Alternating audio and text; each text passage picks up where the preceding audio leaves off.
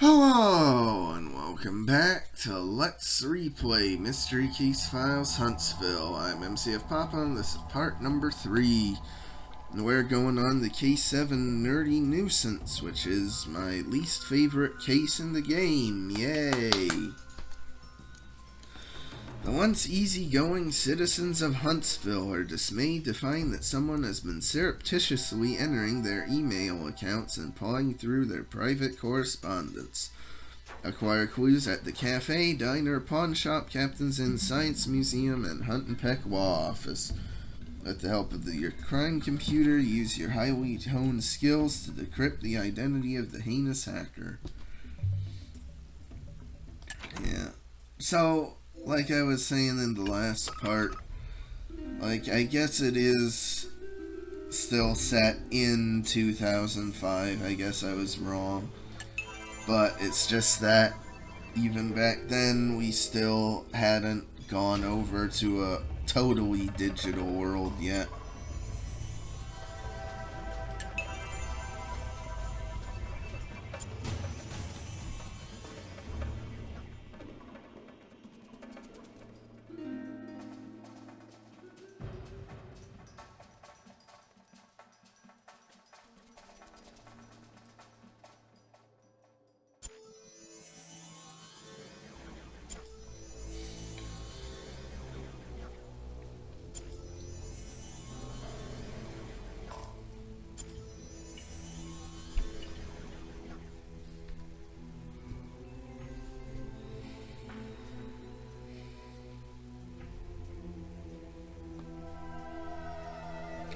Kinda weird though how the chairs, like, in this game are always like facing where you're looking, like facing the camera, I guess you could say.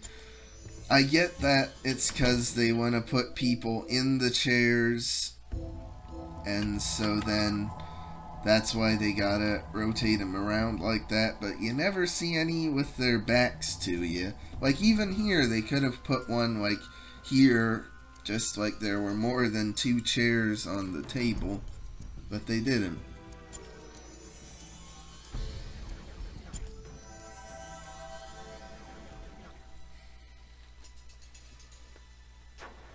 That's one thing Prime Suspects actually did in the Aristocrat Hotel, having the chair with its back to you. So, yet another improvement Prime Suspects did. If you can call something as minor as rotating a chair around for one scene an improvement.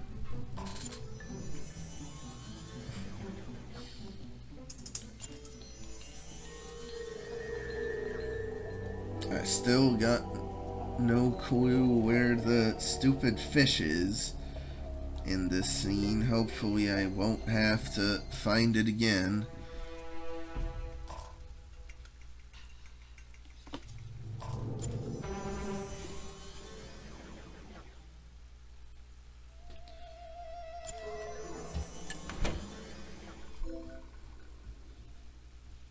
Oh, this is the first level that hasn't introduced any new location to the game at all. Huh. Oh, by the way, I should point out how a lot of the buildings are reusing each other. Like, Hunt and Peck Attorneys at Law is the exact same building as the Captain's Inn, just recolored. The museums are the same, just rotated and colored differently. The Paul's Exotic Pets and Rudy's Barbershop are the same. I guess that saved them time on development. Time, get it? I say that as I am in the clock shop. I was not even planning that.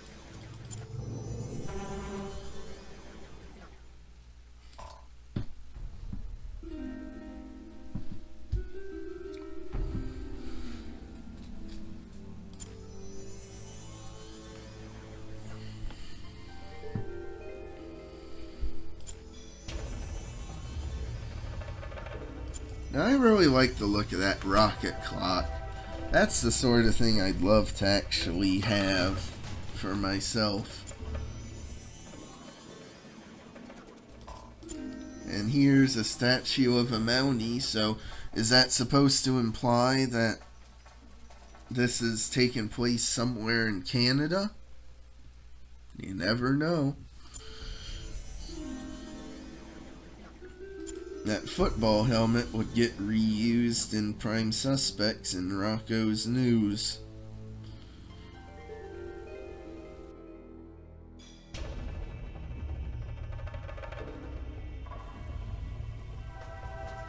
I probably would have remembered that fun fact, but what helped is that, like, literally the day before I'm recording this series, I played through all of Prime Suspects again.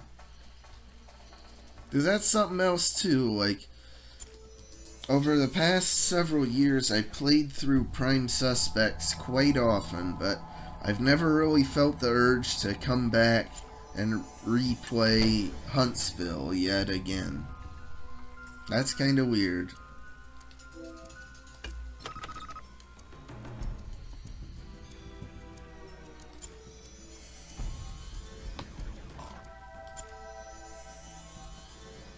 Oh, that the reel-to-reel player doesn't count as a pair of reels. I guess because it's also attached to the player or something, some justification like that.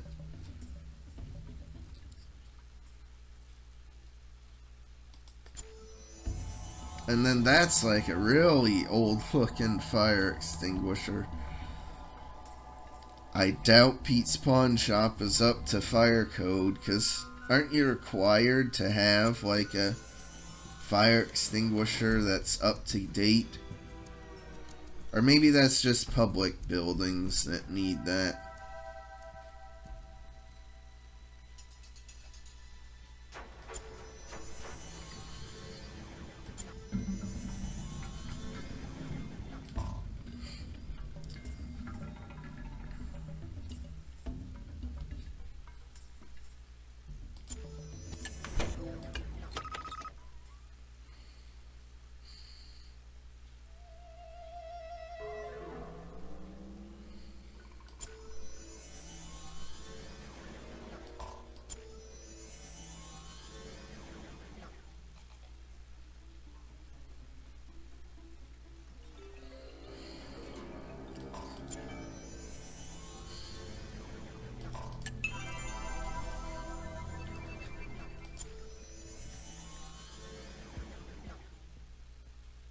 Now here, like, the diner scene, it just, like, usually diners have something, like, out front by the counter that the customers see, but I didn't think they usually had, like, a full kitchen right in front. I thought they had, like, the window thing, you know, where you look through the window and can see him cooking in the kitchen part in the back more.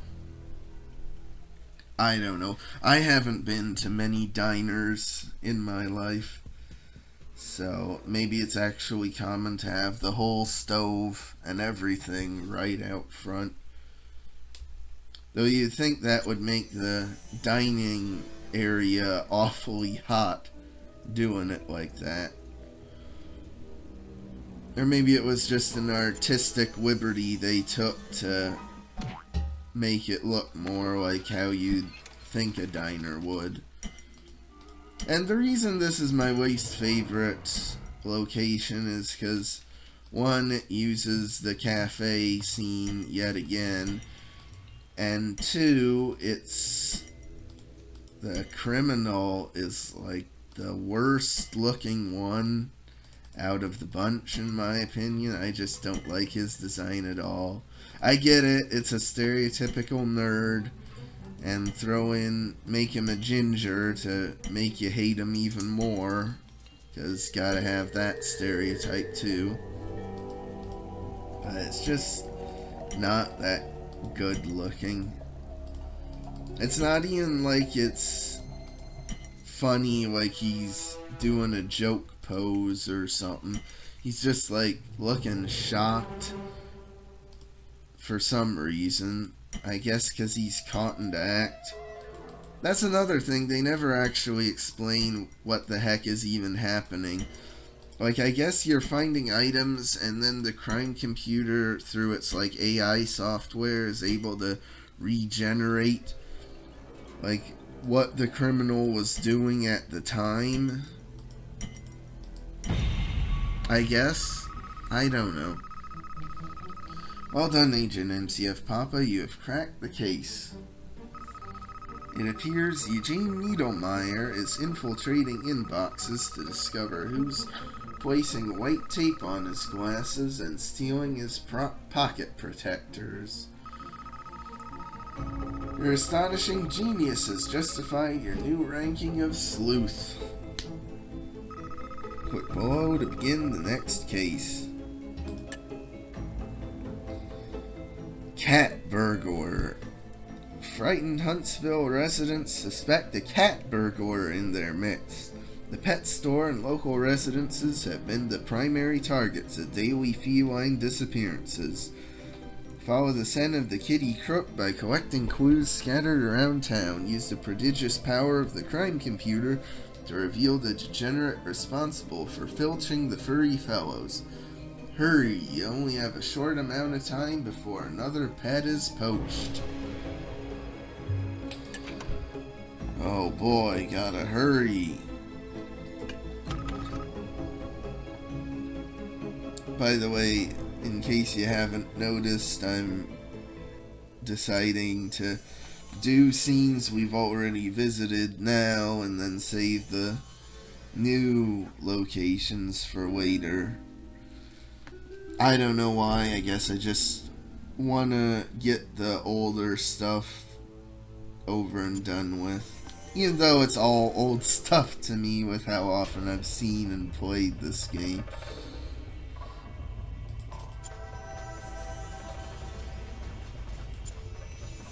It's funny to me though that, like, back in 2005 when this was made, like, I think they were trying to make a joke about some art, like having a pair with the Groucho glasses being an artwork, or the just a straight up generic Tiki Girl, or not Tiki Girl, Hula Girl being artwork.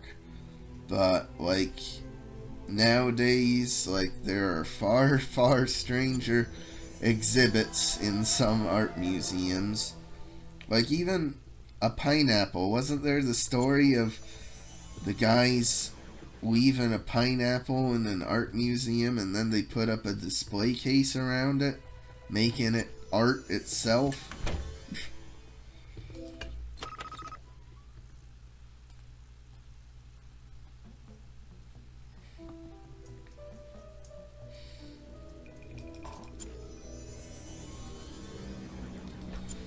What's really weird though is that there aren't really any outdoor locations here.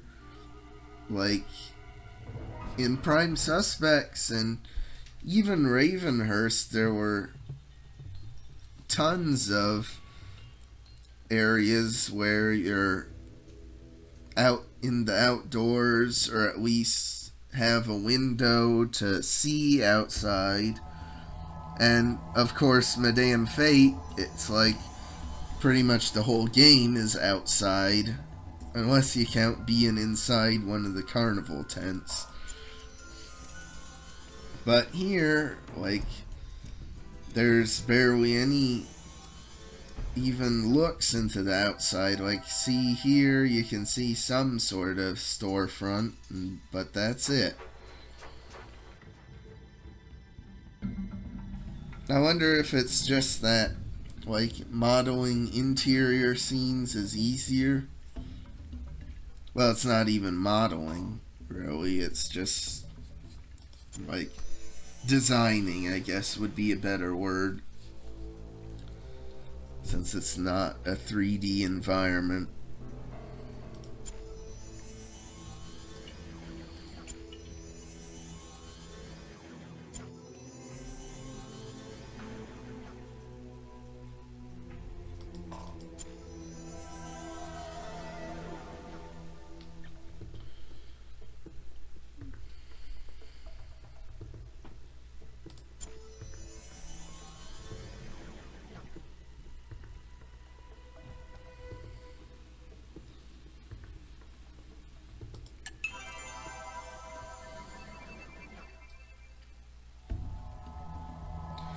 By the way, though, this cat burglar level holds a special place in my heart because I distinctly remember when I was first playing through this game, I had gotten to this level and had started doing it, but then we were going out mini golfing.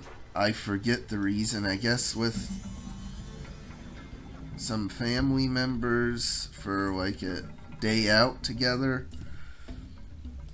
And I remember the whole time I was playing mini golf, I was just thinking about, I want to get back home so I can play more of Huntsville and finish the level.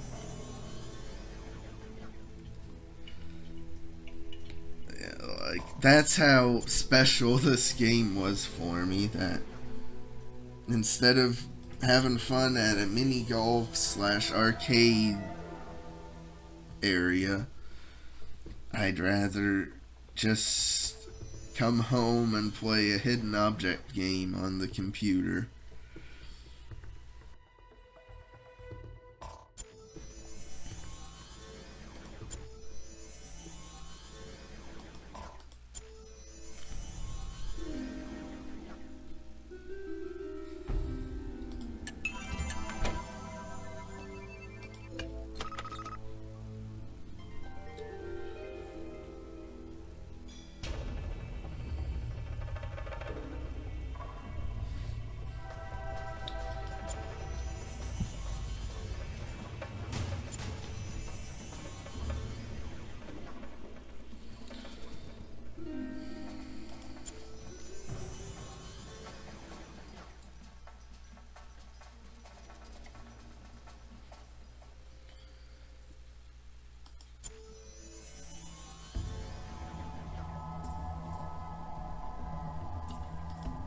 Something I love though about this game is that like every location you visit multiple times. Well, except for the final level's location, but that's a special thing. But like, even though I think it could have been balanced a bit better with like having like some locations visited a bit less often, it's still cool that they have so many in the game. And that if you have a location you love, you are guaranteed to see it at least one more time. Like if you love the shed location in Ravenhurst, well, too bad you don't get to see it again. And there are so many locations in Madame Fate where you can't see it again. But here, you always have at least 2 visits to a location.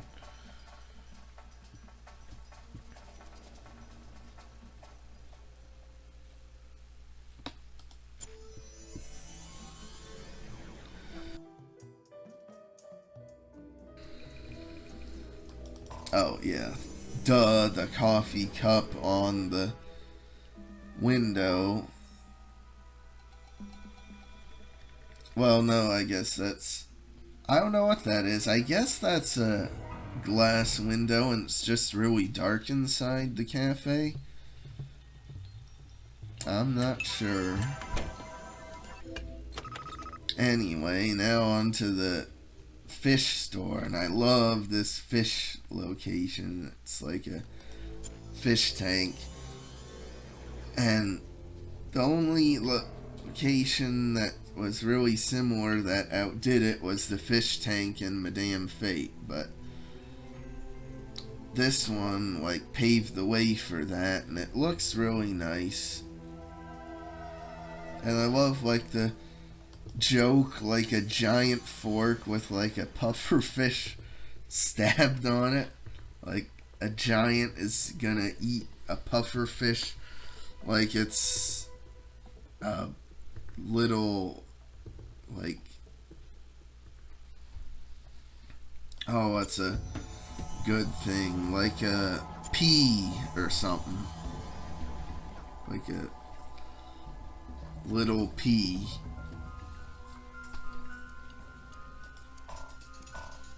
Oh, that's a throttle, not a steering wheel.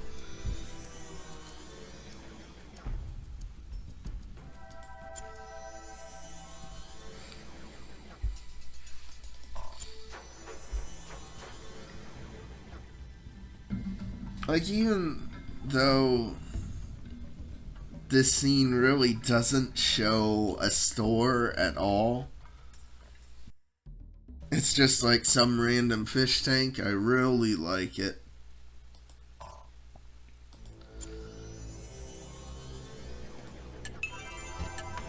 And I also like the pet store, though here it seems like you always have a ton of items that are in bunches where you need to find multiple things.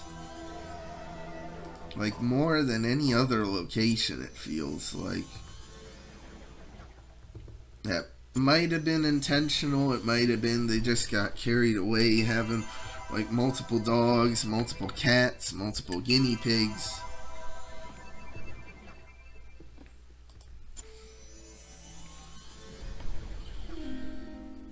Once again, though, this looks really old-fashioned for a pet store where you'd think they'd have stuff in, like, cages or something. But no.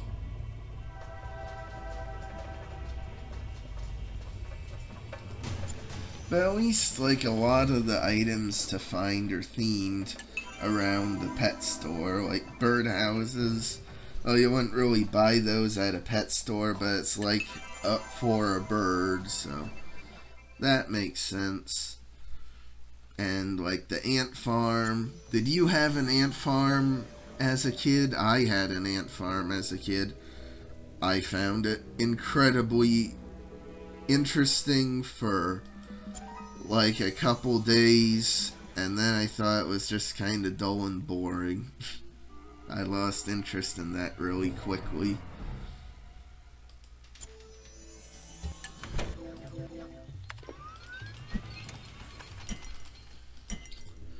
Gotta love, though, the joke with this guy that he's a cat burglar, literally stealing cats instead of just, like, standard jewelry or something. And he even puts on a cat, like, whiskers and that. I don't know why. To somewhat hide his identity, I guess. I don't know. Once again, I go back to the question, were furries a thing in 2005?